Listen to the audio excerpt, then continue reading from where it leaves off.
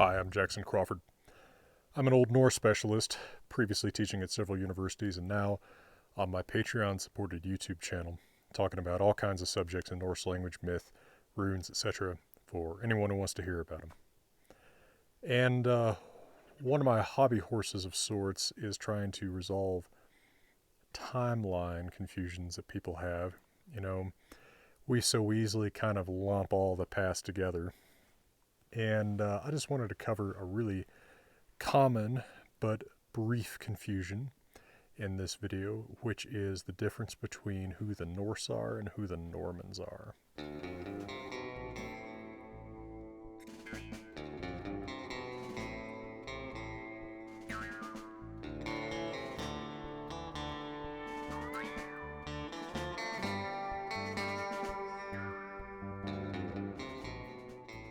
Now, the Norse and the Normans are connected, and because they are historically connected, people get especially confused about them, as these are the two language groups that probably have the most profound historical influence upon the course of English. But the Norse influence and the Norman influence come centuries apart. If we date the Viking Age, which would be the beginning of the Norse influence on English, from 793 and the raid on Lindisfarne, and the Norman influence from 1066, which would be the Battle of Hastings when William the Conqueror became the ruler of England, we have as much time as between 2021 and 1748. So if you want to portray the Normans as Vikings, quote unquote, or speculate about them speaking Old Norse, you might as well put yourself in the shoes of a, movie director or whatever the equivalent is 1,000 years from now, making Dr. Samuel Johnson a TikTok celebrity, because the timeline is about that bad.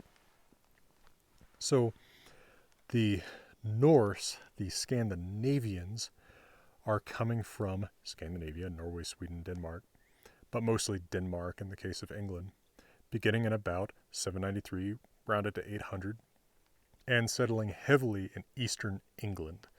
Now, the part of eastern England that they ruled was called the Dane Law, the area subject to Danish law.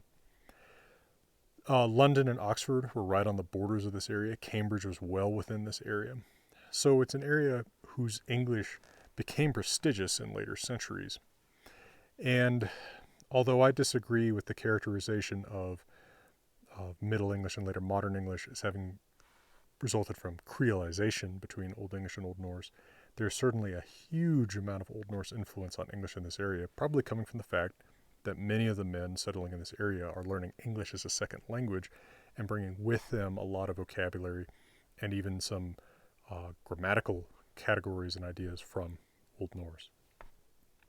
So as of today, about 10% of the words that you actually use the most in your everyday conversation come from Old Norse.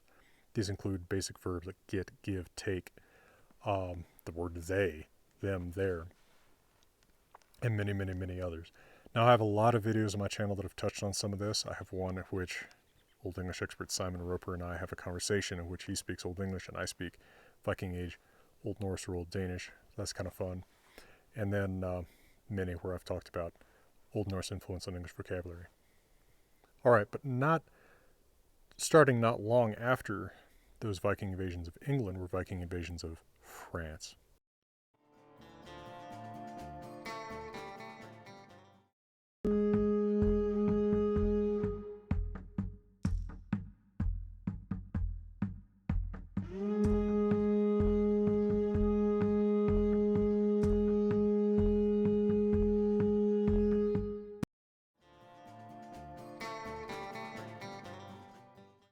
In 911, this Norwegian Viking named in Old Norse Hroðolfr, or in French Rollo, which is about as close as you can get to Hroðolfr in French, was granted the northern shore of France as his own duchy, and that is Normandy, named because an individual, a Viking, would be called in French a Norma, which comes from Old Norse Norðmaður, Northman, Northman.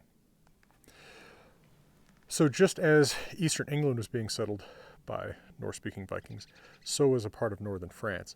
But in neither place did Old Norse remain the mother tongue of later generations. And in fact, if it did, it would have remained the mother tongue much longer in England than in France. There's some evidence for Norse in England up to right about 1200. Maybe Robin Hood spoke Old Norse because it's right around Nottinghamshire. Anyway,